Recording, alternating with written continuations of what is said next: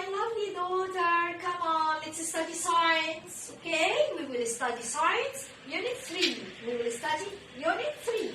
Unit 3 tells us about food relationship among living organisms. The relationship among living organisms. Okay? Number 1, we will study the first relationship. First relationship is predation. Predation. Yes, predation. Predation between two living organisms. One is called the predator. Predator. And the other is the prey. Always the predator devour the prey. The predator devours the prey. It may kill it. It may kill it. The predator kill the prey or devour the prey or a part of it. Okay, can I ask you a question? Okay.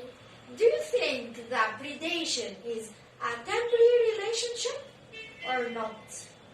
I think it is temporary. Yes, that's right. It's temporary. Okay, it's temporary. Do you know why? I can't tell you why. It's temporary because it doesn't last forever. It ends by killing the prey or devouring the prey or a part of it. So it's temporary. Another question, I can ask you another one. Do you think we can find predation in animals or in plants? I think I do. Yes, that's right. Both of them. We can find the predation in both of them, animals and plants. Both of them. Another question. Do you think it's more common in animals or in plants? More common. I think the animal. Yes, predation is more common in animals. I will tell you why. Do you remember when we studied plants in Junior 4? The last year we studied plants and we studied that plants are producer. They produce their food themselves. They are autotrophic, so they can make their food. So they don't need to predate or to be a predator. They don't need to devour other animals because they are autotrophic producer, make their food. But there is a question, come now. They are producer, they can make their food, but why are they predators? Why we can't find some plants that are insectivorous or insect eaters? Why? Anyone knows? Yes, I heard someone said the right answer.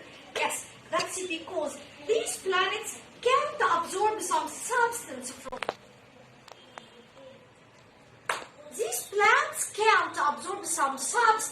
the soil. So they catch some insects to take this substance from them. Let's study from this chart. Look with me. This is the predation. It is the first relationship. Predation. It's a food relationship among living organisms where one living organism devours another one. Can you see? Predation in plants and predation in animals. Can you tell me which is more common? Predation in animals or plants? More common? I think the animal. Yes, predation in animals. Excellent. This was the first relationship. Now we will study another type of relationship. It's called symbiosis. Symbiosis relationship. Do you know? Symbiosis relationship, it's divided into three types. Type number 1 is called mutualism. Mutualism is the relationship between two living organisms and both of them get benefits. I get benefit and you get benefit. So this is mutualism. Mutualism. Mutualism. Number 2, commensalism. Commensalism. Commensalism. One get benefit and the other not get benefit, not harm it. One get benefit, the other not get benefit, not harm it. Number 3, one get benefits and the other is harmed. One get benefits and the other is harmed. This type is called parasitism. The one who gets benefit is called parasite. Parasite. But the other who is harmed is called the host. Parasite get benefit and host is harmed. And here, when we study the parasitism, there are 2 types of parasitism. One is external parasitism. External, it means that the parasite is outside the host. And internal, it means that parasite inside the body of the host. Okay? Let's study with our chart, our lovely chart. This is symbiosis. Symbiosis. There are 3 types. Type number A, mutualism.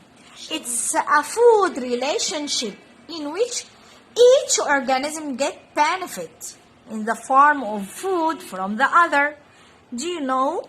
This is a relationship between the nodular bacteria and these plants, just like bean plants. Both of them get benefits. The bacteria get shelter, and the bacteria also help this plant to fix the nitrogen. So both of them get benefit. Now, number 2, commensalism. Do you remember when we said commensalism, relationship between 2 living organisms? One get benefit and the other not get benefit or harmed. Not benefit or harmed. And this relationship, like the relationship between the tiny aquatic living organism and the sponge. Yes, I remember finding Nemo film. Yes, finding Nemo film, you're right. These living organisms were living inside the sponge, and it's commensalism that Nemo get benefit of this sponge, get its shelter, but the sponge didn't get benefit of it or harm it. It doesn't get benefit or harm it.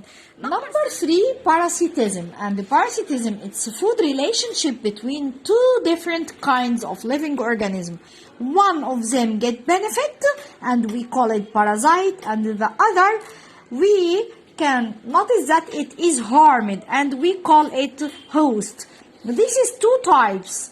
Internal parasitism and external parasitism. Internal, like the bilharzia worm. External, as mosquito. And there are many diseases we can find through these parasites. They cause disease for the host. Okay? This was the second relationship, symbiosis. The third relationship is saprophytism.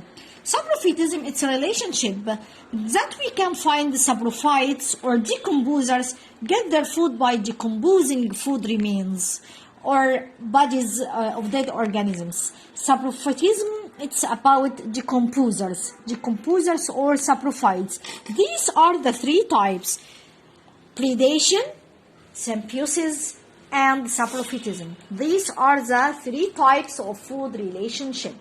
Okay. And you have to know that inside the environment we can find that there is something that is called ecosystem. And ecosystem, it's the environment that includes living organisms, but just like animals, plants, and non-living organisms like air, water. This is called the ecosystem. Okay, that was the part of Unit 3. It's very easy, and all of you are clever students. I'm sure that you will study it well. Goodbye.